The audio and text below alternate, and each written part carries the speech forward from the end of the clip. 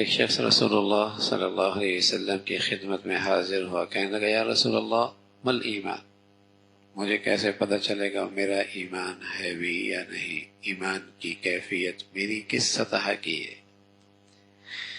اس لیے کہ یہ ایمان ایک سطح پہ تو رہتا کوئی نہیں، بڑھتا بھی ہے گھٹتا بھی ہے، بڑھتا بھی ہے گھٹتا بھی ہے۔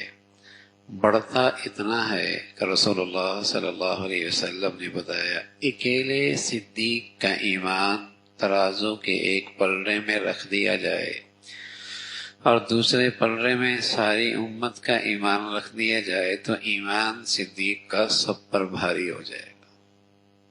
لو وزن ایمان ابی بکر مع سائر امہ لرجح ایمان ابی بکر۔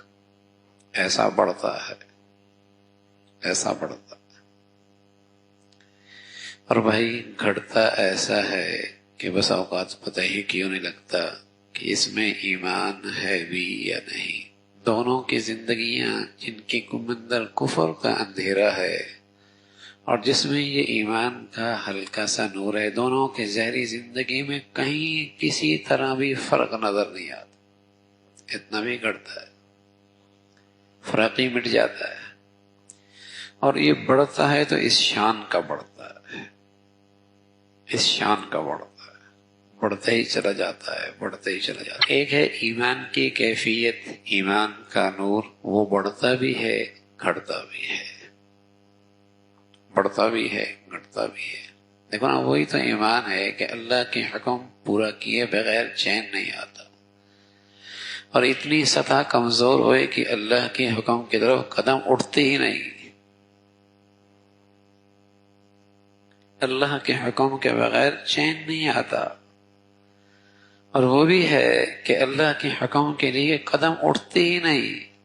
اب ایک شخص کو پتا ہے کہ یہاں سامنے الماری میں سیب ہے، اور یہ بھی پتا ہے اس میں توانائی ہے، اور یہ بھی پتا ہے اس کا ذائقہ بھی اچھا ہے، اس میں قوت بھی ہے، لیکن ہمت ہی کوئی نہیں، طاقت ہی کوئی نہیں کھڑے ہو کے اسے اٹھا لے۔ پتا ہے اسے، لیکن کھڑے ہو کے اسے اٹھا لے، قوت ہی کوئی نہیں۔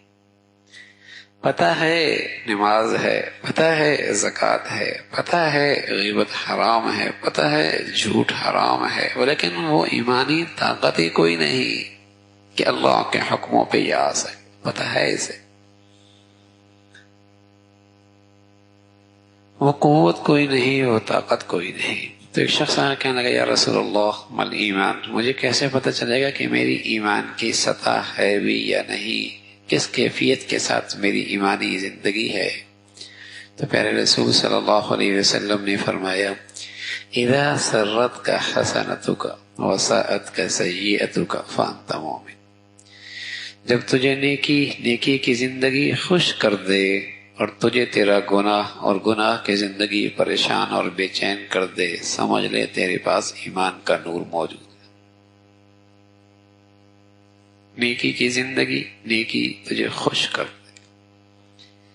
آنکھوں کا نور ہو تو گھر میں نفع کی چیز آئے تو خوشی ہوتی ہے، سانپ بچھو آ جائے، ڈاکو چور آ جائے تو آدمی پریشان ہو جاتا ہے۔ آنکھوں کا نور یہ نفع نقصان دیکھ رہا ہے، آنکھوں کا نور یہ نفع نقصان دیکھ رہا ہے۔ نفع کی چیز گھر میں آتی ہے خوش ہوتا ہے، نقصان دہ چیز آتی ہے پریشان اور بے چین ہو جاتا ہے۔ آنکھوں کا نور دیکھ رہا ہے۔ میرے عزیزو، اللہ ایمان کا یہ نور نصیب فرما دے۔ تو ایمان کا نور پھر دیکھتا ہے، نیکی کی زندگی آئی، گھر میں خوشی ہوتی ہے، گناہ کی کوئی شکل گھر میں آ جائے، زندگی میں آ جائے، پریشان ہو جائے، تو یہ پتہ ہے کہ اس کے اندر واقعی ایمان کا نور موجود ہے، ایمان کا نور موجود ہے۔ نیکی گھر میں آئی، بیٹوں میں، بیٹیوں میں، گھر کی زندگی میں، اپنی زندگی میں نیکی کا سلسلہ ہے، خوش ہو رہا ہے، وہ ایمان کے نور سے اس کا نفع دیکھ رہا ہے۔ گناہ آیا، اللہ کی نافرمانی آئی، ایمان کے نور سے اس کا نقصان دیکھ رہا ہے، پریشان ہو گیا، اف میرے کاروبار میں یہ گناہ ہو گیا، میرے دفتر میں یہ گناہ ہو گیا، بچی کی زندگی میں یہ گناہ ہو گیا، اس کا نقصان ایمان کے نور سے وہ دیکھ رہا ہے، چین نہیں آتا۔ جب تک کہ اپنے بچوں کو، بچیوں کو، اپنے گھروں کو، اپنی زندگی کو ان خطرات سے بچا نہ لے، چین نہیں آتا۔ جب تجھے تیری نیکی کی زندگی، نیکی خوش کر دے اور تیرا گناہ تجھے بے چین اور پریشان کر دے، فانت مومن، تو ایمان والا ہے۔